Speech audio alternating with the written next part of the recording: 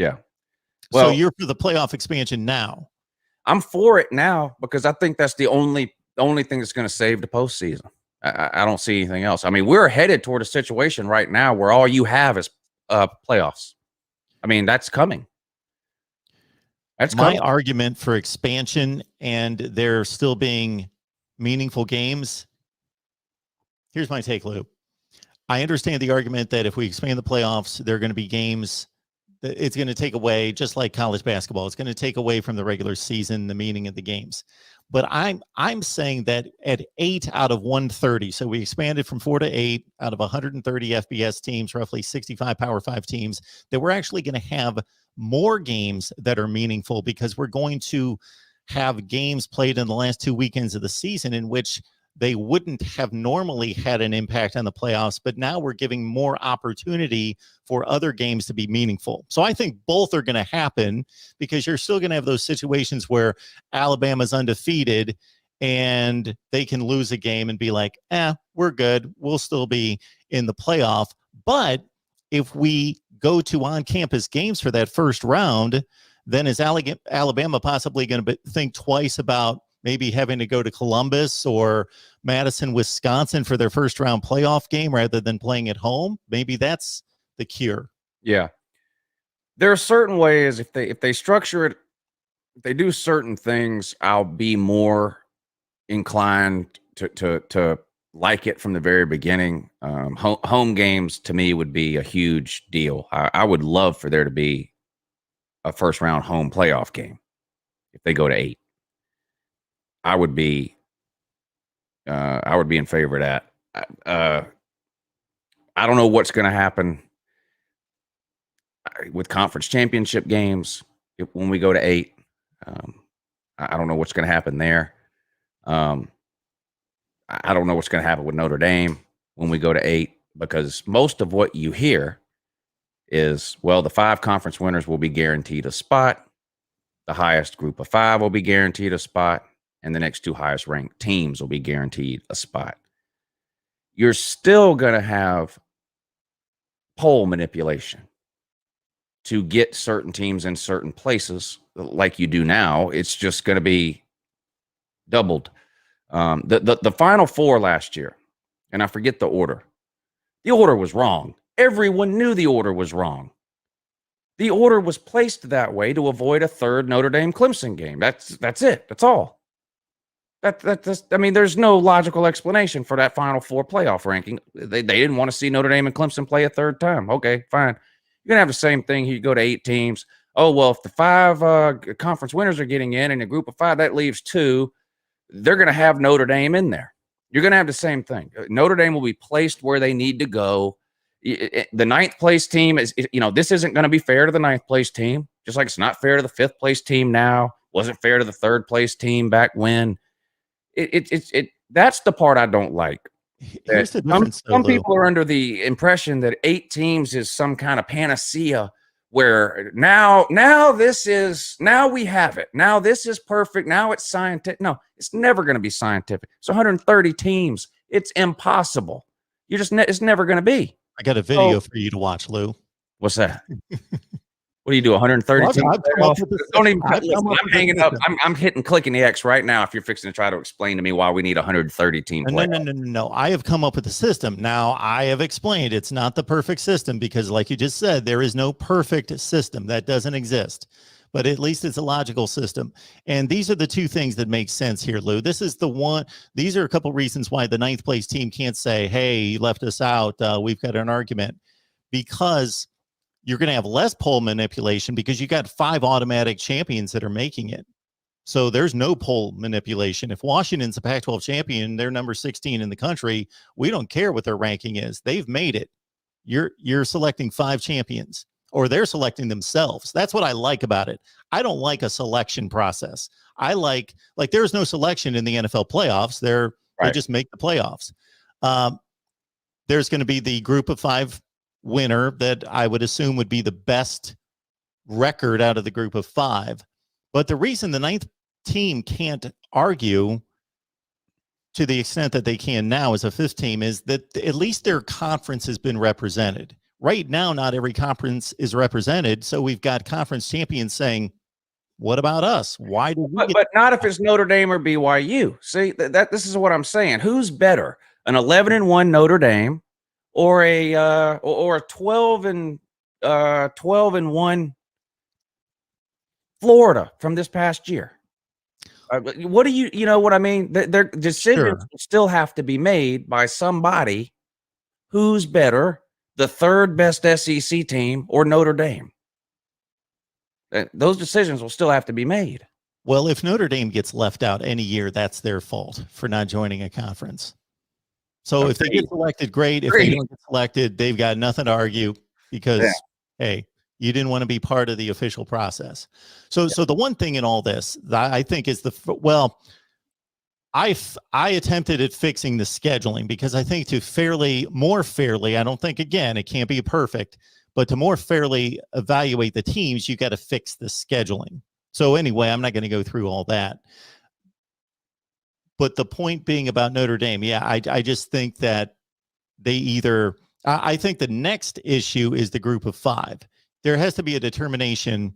Right now, we are teasing, patronizing, playing with the group of five, and basically insulting the group of five. If you 12-0 and they're number 12 in the country, we're basically saying, as the selection committee is telling the group of five, you're good enough that we're going to tease you by ranking you and feel good about being number 12 and number 18 in Coastal Carolina. You can be number 21. Feel good about being part of our rankings, but you're never going to be. You've got no shot at being in the top 4. So you're not really considered. So there has to be a distinction made, either include the group of five, formally include them, give them their one spot, or completely exclude them and say, go play your own playoffs. One or the other, not this just, we consider you, but I agree. Really, we don't. Yeah, telling them that they're eligible for the playoffs, but knowing that really it's just never going to happen. And and that's obviously where we're at right now, you know. And I've said the same thing. They should just come out and tell the group of five, you're not getting in. That's just what it is. And also for the group of five, quit being so gullible. They could have formed their own playoff system this year, last year, 2 years ago, 3 years ago, 4 years ago. I don't know why they allow themselves to be dangled from the rope. They have to know they're not getting in.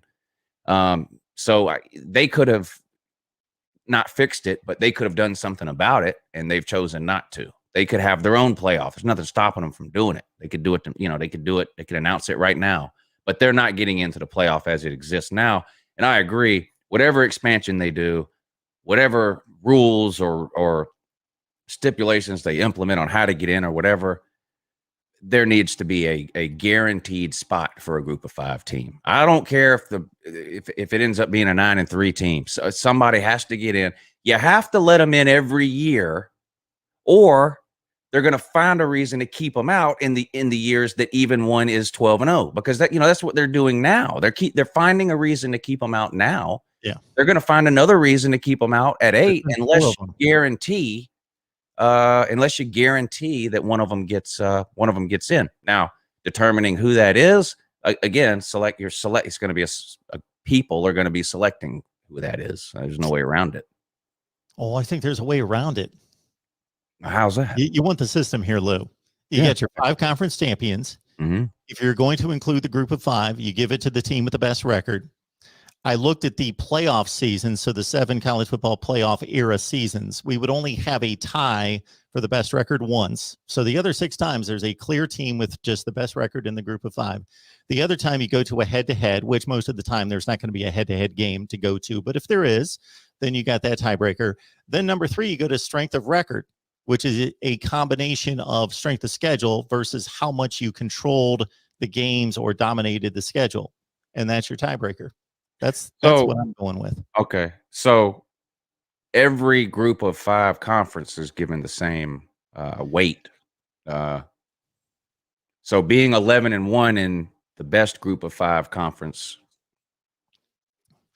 won't be good enough if somebody from the Patriot League is 12-0.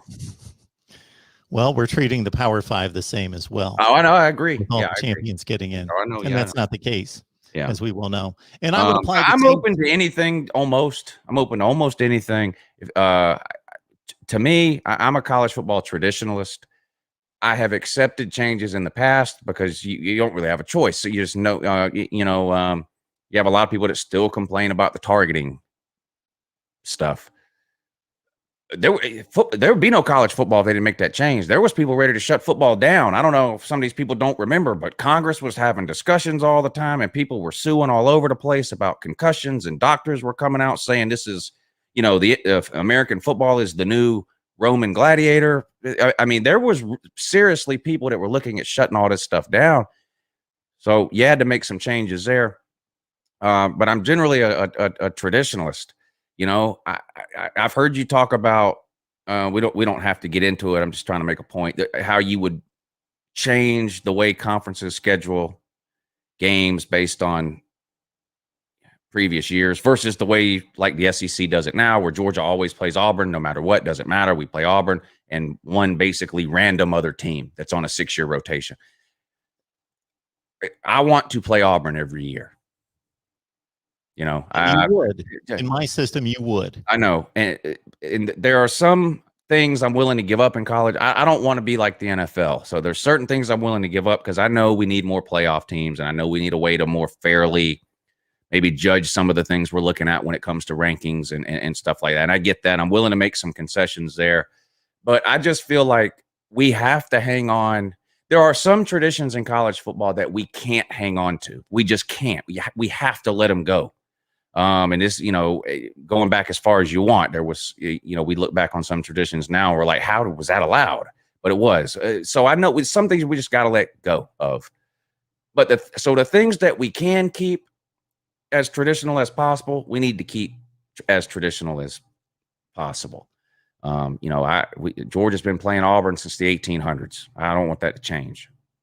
I like playing Tennessee every year. I just get used to it after a while, I guess. I mean, some things I just don't want to change. We can go back to playing football on college campuses. I think that would be a good idea. I don't know how I don't know who sat down one day and went, what would be a good idea?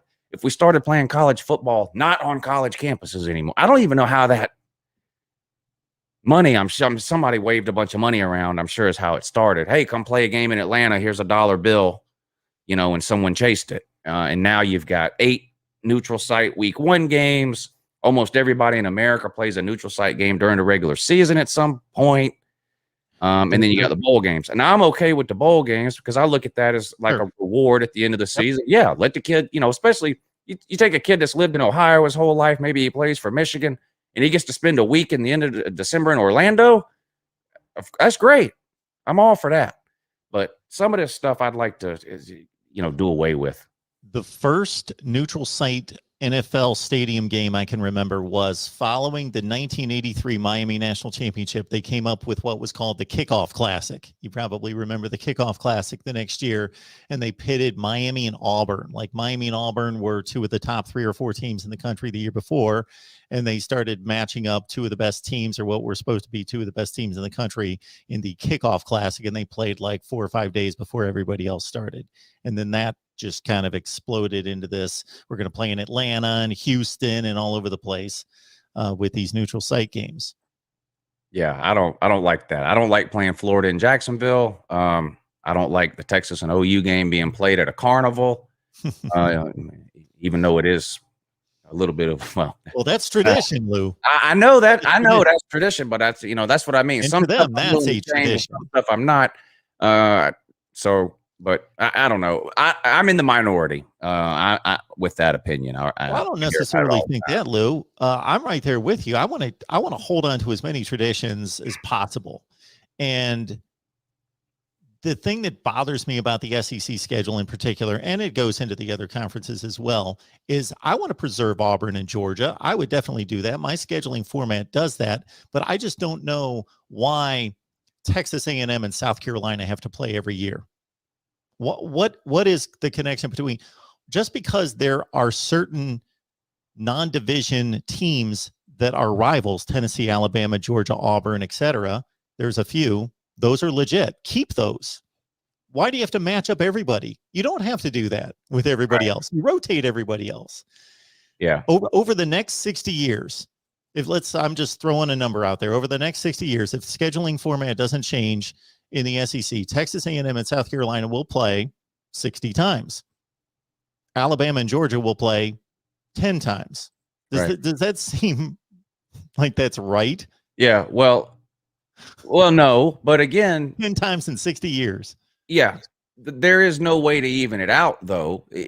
No matter how you change it, it's going to end up lopsided. The only difference is now you know where the lopside is going to be. If you randomize it, you just don't know where the lopside is going to be. Georgia's still going to play Florida 60 times in the next 60 years. Maybe we play Texas A&M 5 times. Maybe we play them 30 times. Maybe we play them 40 times. Maybe we never play them on your model. Georgia would not play. No. Georgia would. When would Georgia play Ole Miss, Mississippi State, or Arkansas under your model? Because don't you match it up based off records from the year before? So yes, we would never play those teams. When would Alabama play Vandy? Never. No, they would play them. If you disband the divisions and you're just looking to keep the rivalries, number one, number two, create a composite 500 schedule from the year before, you can mix and match all you want. And if you say, Alabama and Vandy haven't played in 5 years, let's get them together, then you just have to rework other games to get everyone to that 500 composite schedule. Yeah. A lot of people are commenting, and I appreciate everybody that's leaving a lot of questions and comments. We probably won't be able to get to those, but we appreciate them. It was my intent to scan those, but get Lou going, and we'd rather listen to that. So we'll do that. I appreciate the super chats coming in. We both do, from Walter Ray, Hurricane Logan, Chugmo Beer. I'll read those as I can get to them. We got Chugmo Beer. Hello, Mark. You are hardest working man on YouTube. Smash the like button. Chugmo Beer, thank you so much for that. Hurricane Logan, what's he got here? Some said, I believe that is a typo, said De'Ara King, the man. A lot of guys opted out. Then King got hurt. Terrible. Yes, he got hurt. He was playing football. He got hurt. That's unfortunate. Walter Ray commenting about you being on a real show, Lou. So I just read it because it's a super chat. I honor all super chats regardless of what they say.